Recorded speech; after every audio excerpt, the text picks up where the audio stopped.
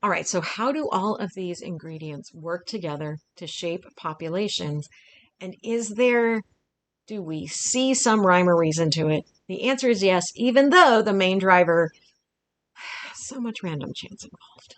Okay, so we call this adaptive evolution, which just means that natural selection is selecting individuals that are adapted to the environment. Now, remember that we've been talking about all of these things, looking at these environmental factors in terms of individual alleles, but natural selection can't select alleles, it selects a whole individual.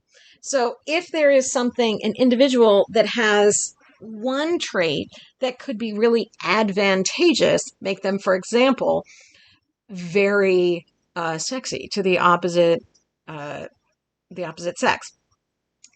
But they have another allele that's very deleterious, like, for example, a genetic disease that killed them before they could reproduce. Doesn't matter whether they have one really advantageous allele. So nature is going to select the combination of alleles that is best adapted. So you may have a combination of advantageous and disadvantageous or deleterious alleles. All of that creates adaptive evolution, creating the individuals that are best adapted to the environment.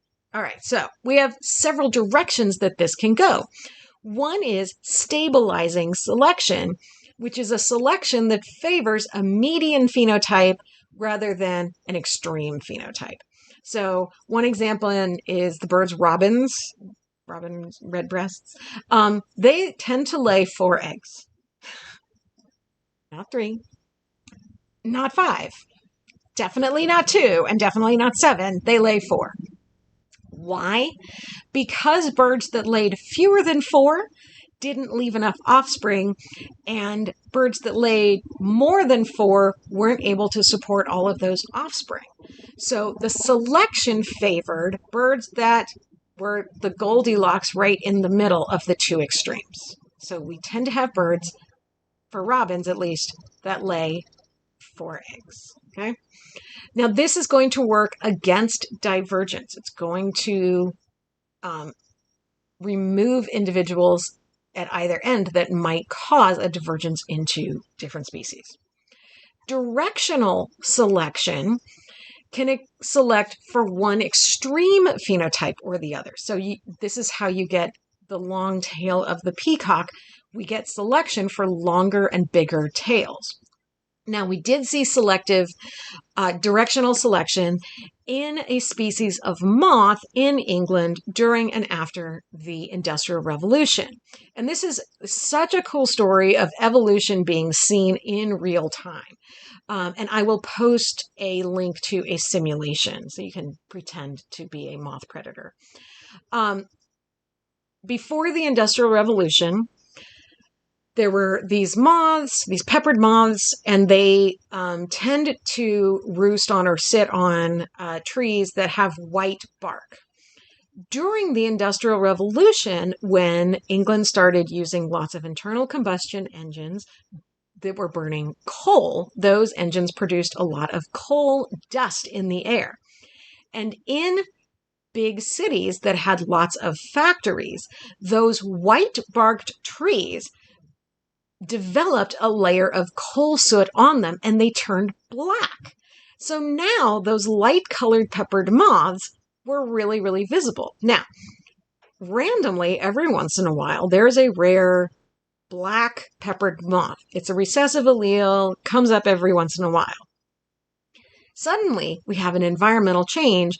The light-colored gray moths are now really visible, and the black ones are not visible. So over a period of just a few decades, we see almost a complete shift to black peppered moths. There are still some gray moths in the population.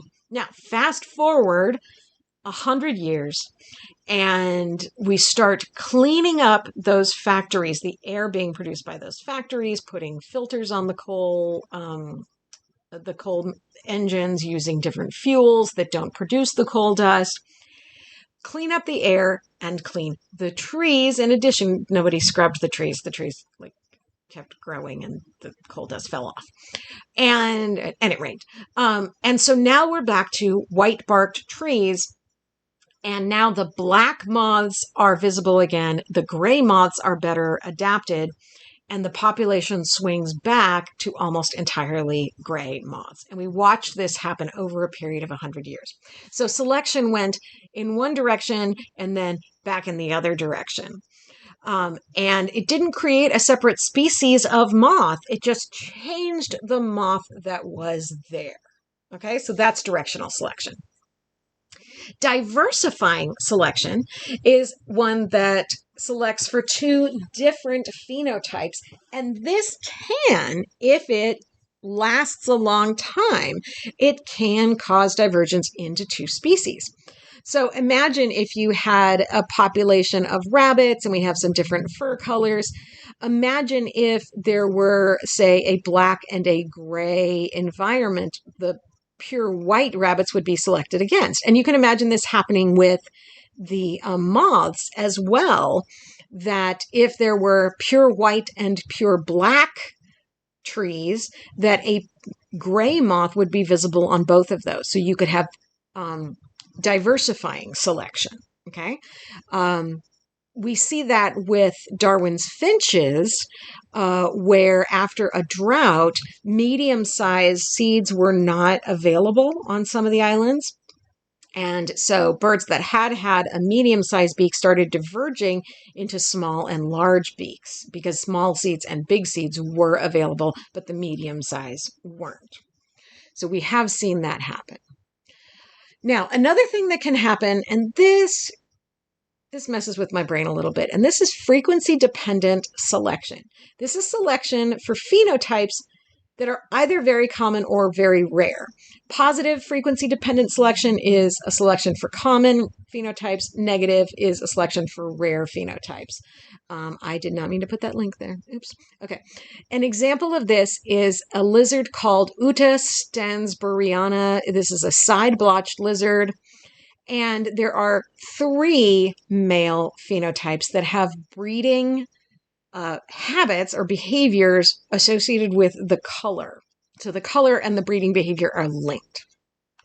There are orange-throated males that usurp others' territories. There are blue-throated males that guard a female and guard a territory. And then there are yellow-throated males that are sneakers. So they sneak into another male's territory to try to mate with the female. I know now you want to see what these lizards look like.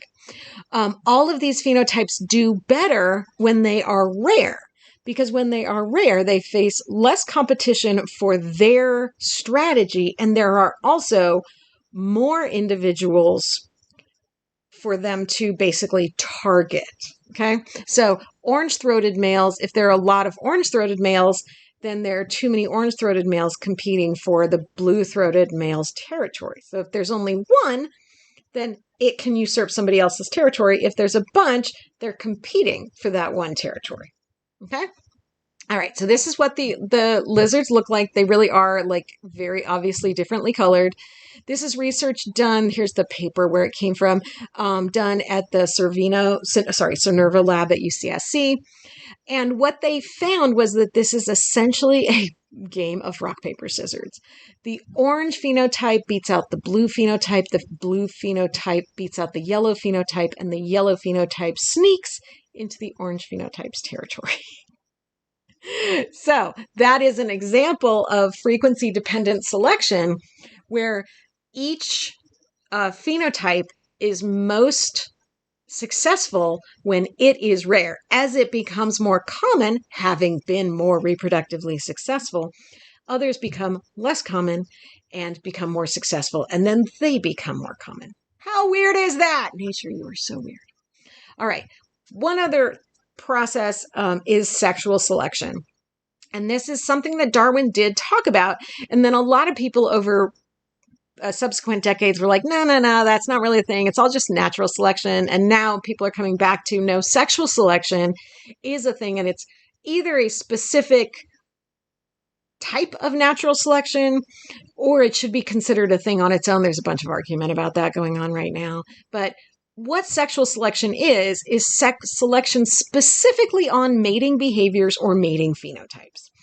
And it can be incredibly powerful because it is direct selection for things that make individuals either more attractive to the opposite sex, so they have more reproductive opportunities, or increase fecundity, which is the number of offspring that you bear. Sexual selection often leads to sexual dimorphism, which means that dimorphism to forms. Males and females have different physical forms. Humans are an example of sexual dimorphism. You can usually tell just by looking whether someone is male or female. I know we are just ignoring people who are trans and intersex at this point. We're just talking about the averages. Yes, trans and intersex people exist.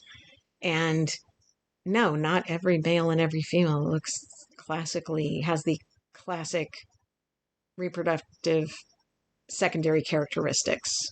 That's true in all organisms. We're just more familiar with it in humans. Okay, I will step back now. So sexual dimorphism is really common. Peacocks with this giant, colorful tail, peahens, don't have that big tail. And in fact, one of my favorite facts about peacocks, they actually regrow this tail every year during mating season, and then they shed it over the season. That's why it's really, you see things with peacock feathers wherever there are peacocks, because they just like drop that shit on the ground. Like, oh, I'm not using it anymore. I already got the girl. So there's a very, very big physical difference in the male and female. Here in spiders, the female tends to be much larger than the male. That's a really common phenotypic dimorphic trend in spiders. And then in ducks, in lots of species of birds, we see males who are very flashy and showy and females who are less flashy and showy. And that's generally because the female in these species is going to do more of the work of sitting on the eggs. And if she's brown, like the leaf litter on the ground, she's easier to hide and less likely to be noticed while she's sitting on the eggs.